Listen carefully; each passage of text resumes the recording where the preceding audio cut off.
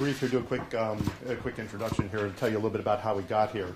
When we were setting up to go to the Geneva Motor Show, I asked Elon, where else would you like to go in Europe while we're over there, go see some customers and spend some time. And so he thought about it for a minute, and the first thing he said, after thinking about it was, we should go to Norway. We should go to Norway and thank them for their support. And I was like, okay, we'll go to Norway. And then we set up some other places to go as well. And then as time got closer, what happened is there were other things that sort of took priority, like sending a rocket to the International Space Station. So that sort of took a little bit of time off the front, and then some other engagements had to take some time off the back. So it ended up that we could only go to actually one place other than Geneva. So I said, well, Elon, where would you like to go? And he thought about it for a minute, and he said, we should go to Norway. We should go to Norway. So this is the only place we're going. Of all the other countries, this is the only place we're going in Europe. And then, so the next step was, what should we do while we're there? And we got to thinking about it. Well, there's such a great reception here of Model S and Tesla. Why is that, and what should we do? So what we did is we thought a little bit about it and thought about Norway and what you like to do here. And you're very active. You do a lot of outdoor things. A lot of you have cabins that you go to, and you do those things in the winter. So what we thought we would do is we'd sort of create a setup for you to see how Model S sort of handles in those things. So what I'd like to do is I'd like to just turn it over a second here to Frederick to sort of tell you what he's done in the last 2 days. So thank you. A little bit of an explanation here. No, thank you, George. It's been a pleasure. I've been driving the Model S from Bergen to Oslo, and it's fun. It's really, really fun. We started off with around 470 kilometers on the charge, and then we had some filming. So I think we started from Bergen with 450 kilometers. And we drive normally and had fun, and it's quite a lot of climbing, and it was quite rough weather condition, a lot of snow and slush up in the mountain. And we had 100 kilometers left when we come to Geilo. And we charged there, so we had 350 kilometers went down here. And we had only one problem. We didn't get up the garage door this morning. That was where we're a little late. That has nothing to do with the electrical car. but I've been driving electrical cars since '89. And this has always been a number 2 car. I mean, we don't need... in Norway, we don't need any other car than this kind of cars. And we're very proud of what we have achieved of framework and incentives in Norway. I think we have also now managed to get a commitment in the parliament that this framework will at least stay until 2017. And I think this car will be the most sold in Norway within a short time when you start to deliver and more people start to see the performance of it. So we had a lot of fun. It was Terje Håkonsen, the snowboarder, and me. We were driving down from Geilo this morning, and yeah, when you drive the car, you understand that you do space science and business also, because the future is here now. Thank you. And, thank you. And everything that was told from the company on the performance, on the range, it's okay. We had cold weather, we had slushy roads, we have everything that should not be positive, and it works very fine. Right. And what temperature were you up? Is it going to like -7? -7, yeah. And we climbed 1,250 meters up, and it's quite much up and down. And I was surprised how little extra energy consumed it was when we go uphill. And when we go downhill, you have a long distance, and yeah, I still have my license. Excellent. So, but that's not the car's fault. Right. No, it's excellent. No need to pollute when you're driving anymore. Thank you. Thank you. So yeah, as George was saying, this is I'm only coming to two countries. One was Switzerland because of the European Auto Show, and then the other one was Norway. And it was really just to say thank you in person. That's really the reason I came here, because Norway has got the highest per capita orders for the Model S.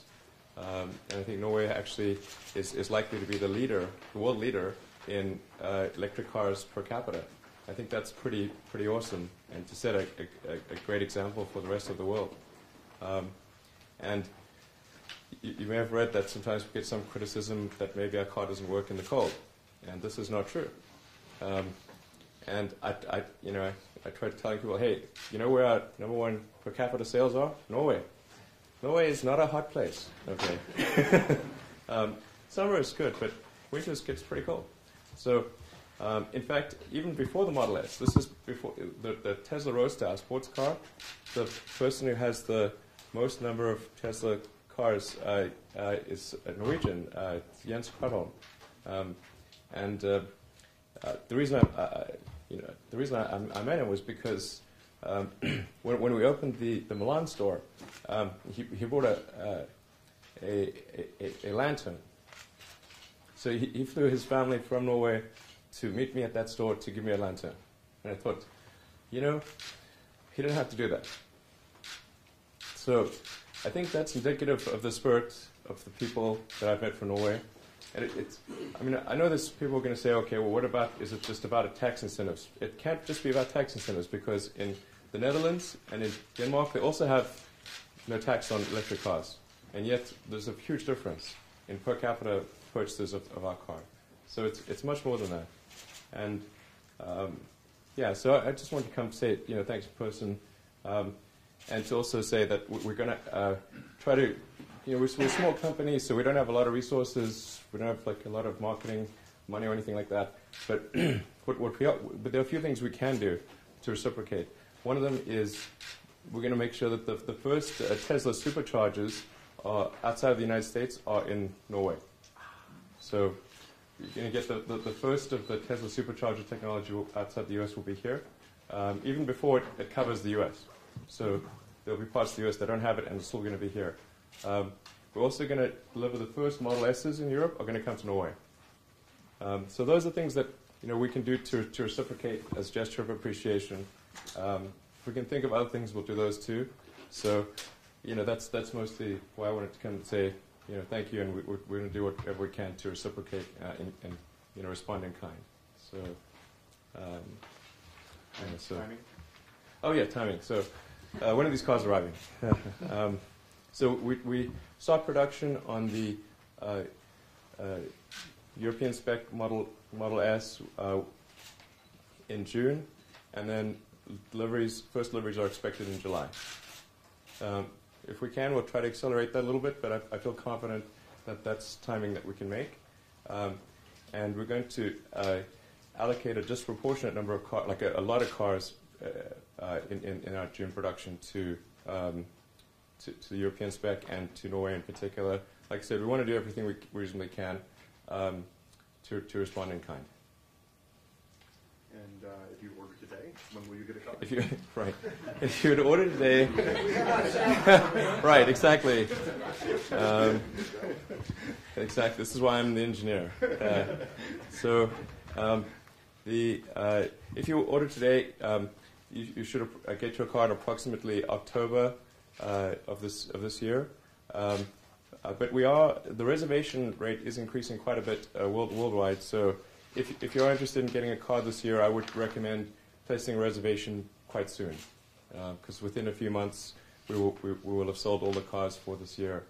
So, yeah. Anything else? Yeah, absolutely. Any what questions can I answer for people? We should where we're opening. So we're going to have service centers and stores in Oslo. We already have one in Oslo, but in Bergen and Trondheim. Right. And the supercharger network will cover all of Norway. We're going to focus first, of course, on the Oslo, Bergen, Trondheim, and also enable travel to Stockholm, because essentially the common routes is where we're going to focus on the supercharger installation. The Model S will also be compatible with all existing charging installations, or I wouldn't say all, but certainly virtually all existing charge installations in Norway. So it'll be able to use existing stuff as well as the supercharger system. The plug is the Menikeys plug. And we'll be using the Menikeys sort of standard plug. and so it should be compatible with almost anything. Yeah. And 3-phase. 3-phase, yeah. When will we start building the superchargers? We actually have superchargers. We keep. You mean when do we start installing them? I think we'll probably in the June, July timeframe. So we'll try to get them a little bit ahead of the car arrival, and most of the installation will occur probably this summer. Yeah. And an important point I should mention with the superchargers is that the charging is provided for free. So there's no charge. So essentially, you get free long-distance travel. And it's forever. It's not short-term. So, yeah. So free long-distance travel forever seems like a pretty good deal. And yeah, exactly. And then what we're going to do is put solar panels over the supercharger locations, and the solar panels will generate more electricity over the course of the year than the cars consume. So obviously during the winter, we'll be drawing from the electricity grid. Obviously there's a huge amount of hydroelectric power. And then during the summer, we'll be generating excess electricity back to the grid for the superchargers. So they are neutral to positive in terms of energy generation versus consumed. And I think that's an important characteristic to lower the operating cost of the supercharger, in fact.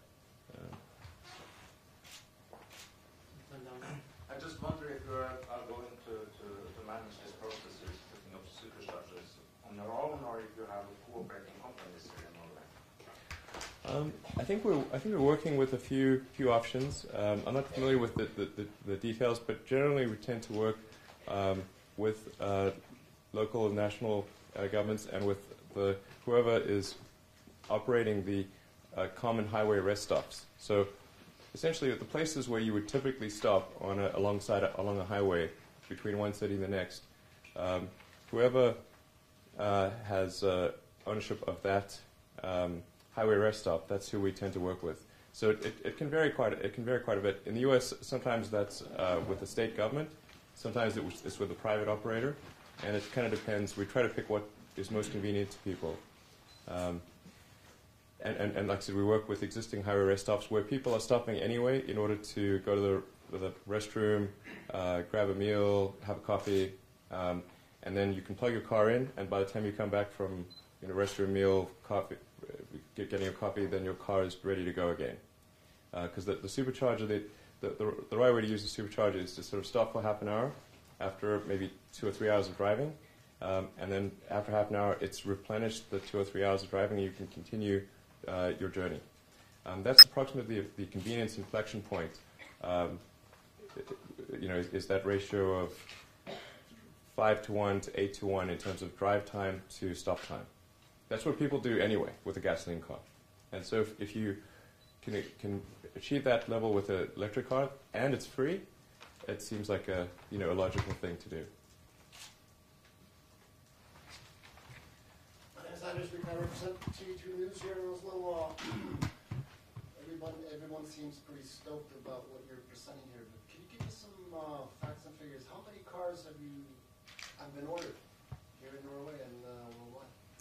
Yeah, it's about 1,000 in Norway, and then worldwide it's about we're approaching, well, including cars that have been delivered as well as cars that have been ordered, it's approaching 20,000.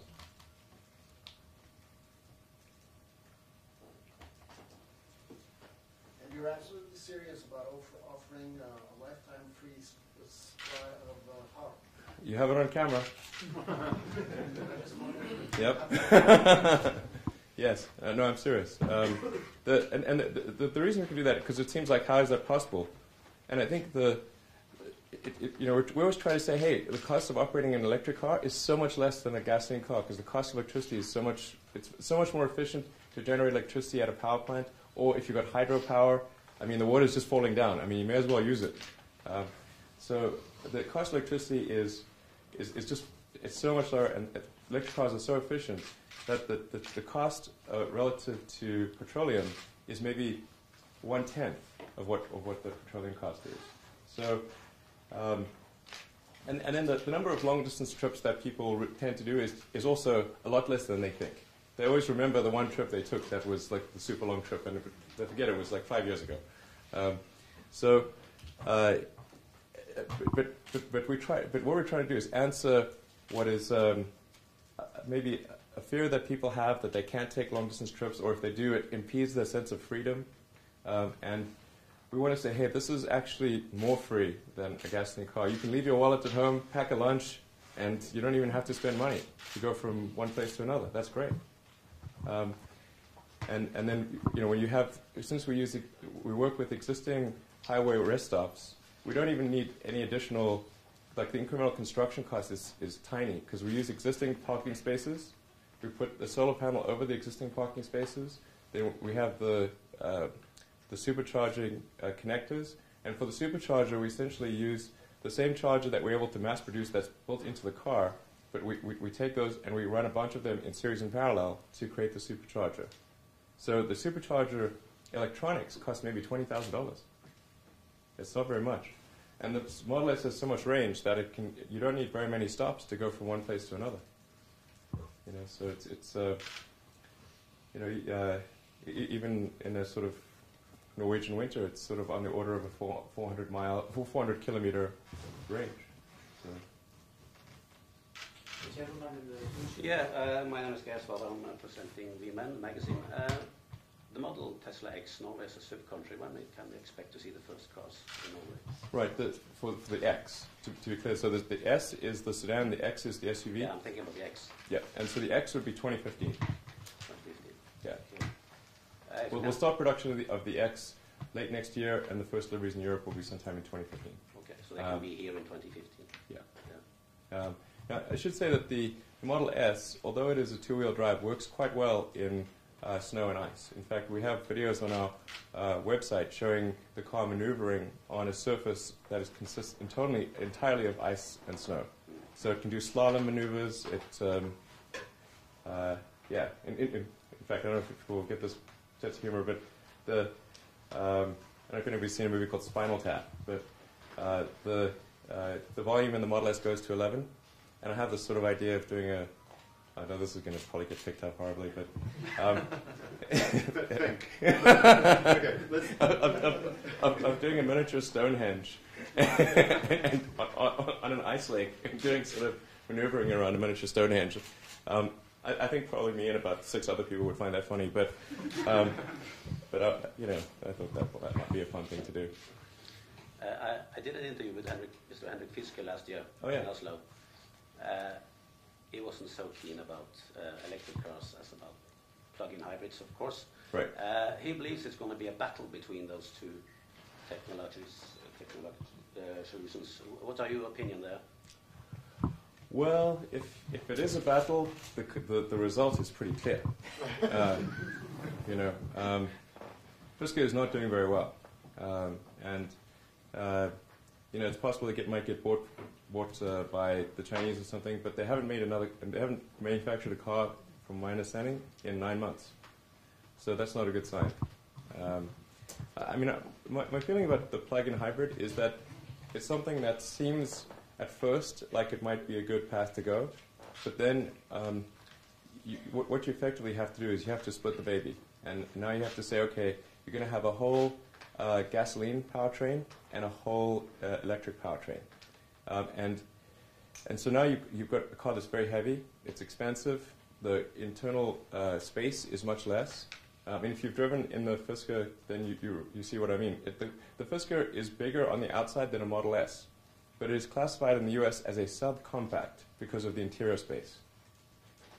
That's not good. And then as soon as you use up the battery pack, you then are carrying around this dead mass. So if you have a battery pack, let's say it lasts for 60 or 70 kilometers or something, as soon as that's used up, now you're carrying a dead mass around. That's quite significant. And generally the gasoline powertrain is a little underpowered for the size of the car, and so you have something that feels quite anemic. It doesn't feel good. So I'd say that plug-in hybrids are sort of like an amphibian. Not great on the water, not great on land, bit of a mix. But most species are not amphibians. The gentleman in the left. Thank you. I have two questions. One is hopefully an easy yes or no question, and the second one might be slightly more difficult to answer. Firstly, the plugs. Yesterday in Geneva, you were quite adamant that this would work with the Mennekes type connector. Correct. And you're now saying it will be compatible with most sorts of electrical connectors out there. I'm just hedging my bets because I don't know if there's some obscure. Maybe it's like 99%, but there could be some obscure thing that's like 1% or something. One question here. Okay. Will it be compatible with the existing CHAdeMO fast charging network, or will it only be compatible with future fast charging standards such as the Combo standard? Our intent is that it will be compatible with all significant standards that exist in Europe, including CHAdeMO. Yes, and this JB's. I sent an email to JB. Okay. JB said yes. And that was my understanding as well before asking JB. So JB is our Chief Technology Officer. The answer is yes. The official answer from Tesla is yes, the Model S will be able to charge from a CHAdeMO connector. Yes. Excellent. Now, you built a car that's quite extraordinary. Why, in your opinion, why haven't, for instance, German automakers such as BMW or Audi or other premium automakers made this car? What's stopping them from replicating what you're doing and essentially, if this works, just taking over a whole electric car business? Well, our goal at Tesla is to try to accelerate the transition to electric cars. So it is not to try to slow down other manufacturers from entering the electric car business, but in fact to accelerate their entry into the electric car business. The car business is very huge. There's like 80 to 90 million new cars manufactured every year, and the Model S production is only 20,000 units. So it's a very small number. And in order to accelerate the advent of electric cars, we actually work with Mercedes and Toyota to produce electric cars. So we actually supply Mercedes with electric powertrains and have for the smart car, electric smart, the electric A-Class, and coming up the electric B-Class, which will be the biggest electric car program in Daimler or Mercedes history. And in fact, bigger than, I think, all past electric programs put together. So we're trying to help move in that direction. And then for Toyota, we create the electric RAV4. We do the battery pack, motor, the whole powertrain for the electric RAV4, which Toyota is currently already selling in the US, and presumably will do the same in Europe and elsewhere. So, as for why there aren't electric sedans like the Model S, I think it's just a matter of time. I think now that we've shown that it's possible to create a compelling electric sedan, I think we'll see the big manufacturers start to change their plans and to create electric sedans as well. At least I hope that is the case. Yeah. Gentleman with the glasses. Yes, from NRK, it's TV media. We have the camera actually. I have a question. That you said that it's going to be solar powered, the superchargers, the stations. I work out that one of your cars, if it's going to be charged, needs 560 square meters of solar cells in ideal conditions. How are 150 watts per square meter, roughly? Yeah, the thing is the cars aren't charging 100% of the time. So the usage of the superchargers is not 100% during the day. So if you have an average of 12 hours of daylight, the actual usage pattern is much smaller than that. And it tends to be concentrated on a Friday and a Sunday, like a Friday night and a Sunday night when people are doing weekend trips. So the key thing is to say not what is the instantaneous power output of the solar panel, but rather what is the cumulative energy production of the solar panel. And the size of the supercharging location is sized for the peak demand. but that peak demand, like I said, is really for a few hours on a Friday night and a few hours on a Sunday night. Are you going to store the energy at the station, or are you going to take it from the grid and give it to the grid so that the grid is the kind of storage medium? So we pump the energy back into the grid. Yeah. So the key is that on an annual basis, when you net it out, our commitment to the highway rest stop is that we will produce more energy than is consumed at that location over the course of a year. So obviously, in winter, if you're not getting much sun, then we're drawing energy from the grid. But during the summer, we're pumping energy back into the grid. And that actually tends to work out okay, because in summer people tend to use air conditioners and there's more activity. So it tends to match the demand of the grid. The largest and the most expensive installation in the supercharger concept is the solar cells, isn't it? On an initial installation basis, it is the solar panels are in fact the biggest expense. Yeah, that's correct. It's roughly half the cost of the supercharger. Like our expectation is roughly $250,000 per solar installation. $250,000 per supercharger installation, and about half of that is the solar panels.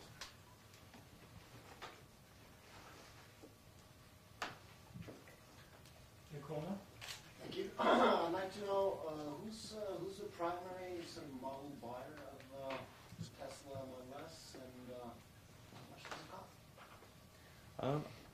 Well, I think it's anyone who sort of believes in really values a great product, and you don't have to be someone who is a super environmentalist, because our goal is really to create something that's a better car than any other car. So in fact, we won last year the Motor Trend Car of the Year worldwide of any car, period, not just the best electric car. We won Automobile Magazine Automobile of the Year, and so I think it's important to emphasize, like, the Model S is not just for people who believe strongly in the environment. It's actually for anyone who wants a really great product. And the true cost of the Model S always needs to be factored into relative to the operation costs. So if you compare it to the cost of filling up with gasoline or with petroleum, and the fact that there's sort of free long-distance charging, that's, I think, a very important factor. So the affordability of the car is actually much more than it would seem at first when you factor in the operating costs. Do we have the pricing that we want to convey? Or? Yep. Yeah, Peter. Starting price in Norway is 446,000 Norwegian. That would be for the 60. 446 That'd be for the 60 kilowatt. for the 60 kilowatts, and 506 for the 85 kilowatt.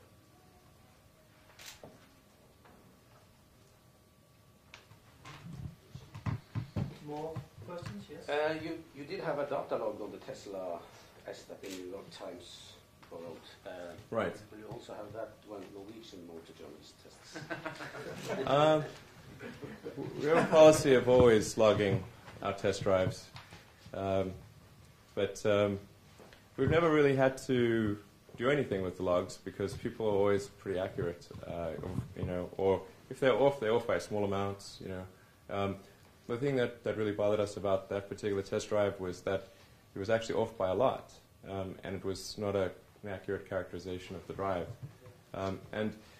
Whereas one could say, okay, it's an accident if there's one or two things that are inaccurate, or maybe some of the data points are positive, some of them are negative, because then it's just saying, okay, it's an accident, in terms of the representation. But if every data point is negative, it's not an accident.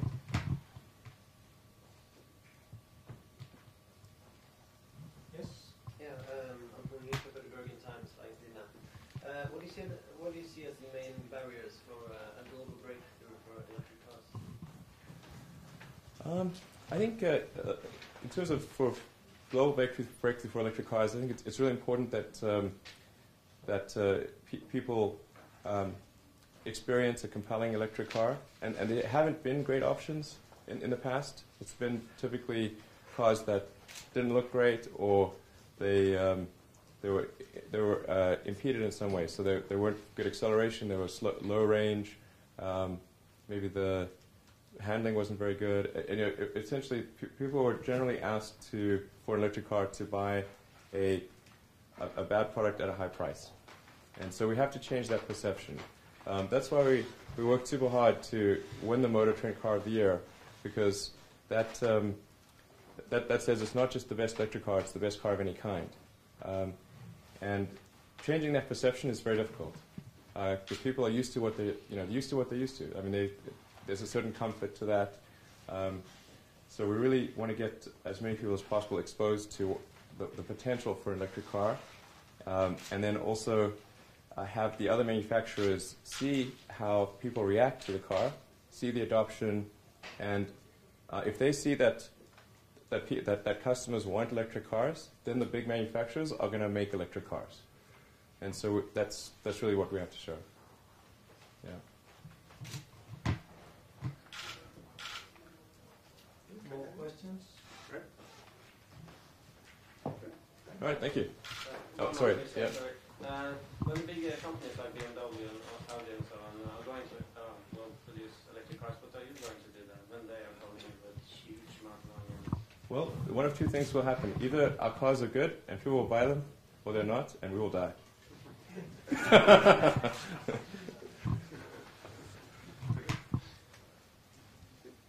So go ahead. Yeah. You have all control of the retail, the sales, and the concept stores and technology frontiers. Is it correct to draw a parallel between Tesla and Apple? Well, George did work at that company before, and in fact was a key person responsible for the Apple stores.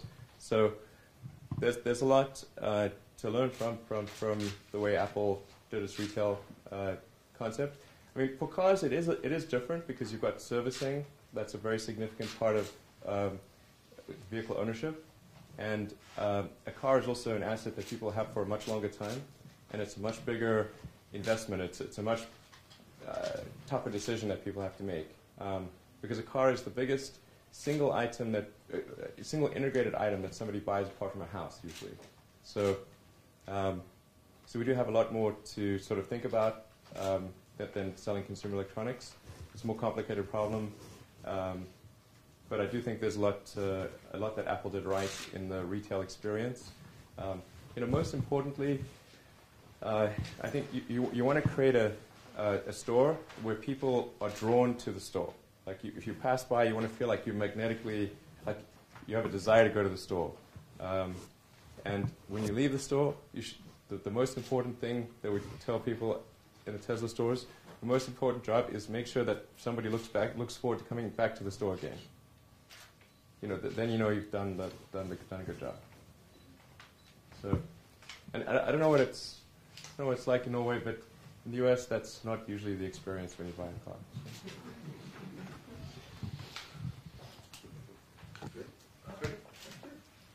One quick question. 1,000 reservations in Norway. Start of delivery in July. If you're supposed to deliver everything in Norway by the end of the year, that means roughly you have to hand out at least one car, slightly more than that, per working hour throughout the rest of the year. Will you be able to do that with the current setup of the logistics in Norway for the Tesla Model S? Yeah, I'm confident that we'll be able to deliver all of the cars that Norwegians have ordered this year. In fact, like I said, I think probably if people order fairly soon, then we could still accommodate them this year. We'll do our best to accommodate as many people as possible. But right now we are, in the U.S., delivering over 400 cars a week. U.S. and Canada, I should say. So we actually have a lot of customers in Canada as well. And we expect to deliver at least a few hundred a week in Europe. So, yeah. And we're going to focus our energies, rather than sort of spreading out all across Europe, we're going to focus our energies on the countries that have the highest per capita adoption, where the concentration is greatest. And so that's actually Norway being number one. Switzerland's actually number two. and then I think that number 3 might be the Netherlands. Yeah. So it's not the Germany or UK. It's focused on sort of the smaller countries where we can make as a small company, we can make a bigger difference. Yes. Did you ever consider to call the car Musk? I've never named any company or product after myself. It's no plans to start. But you have heard about terraplane and truck drivers. Is it a bad omen to start a new company and get a T? I hope not. The Tesla is named after Nikola Tesla. So, he was a great scientist and engineer. So, at Tesla, we're trying to sort of celebrate, great engineering and science and that kind of thing. And that's why we named it after Nikola Tesla. So, hopefully T is not a bad omen. Yeah. Good. If there's no more questions, we have the cars parked outside. We have Tesla staff, and you are more than welcome to go and have a look. And no test drives today, but you can book test drives at a later point. Good. Thank you. All right. Thanks.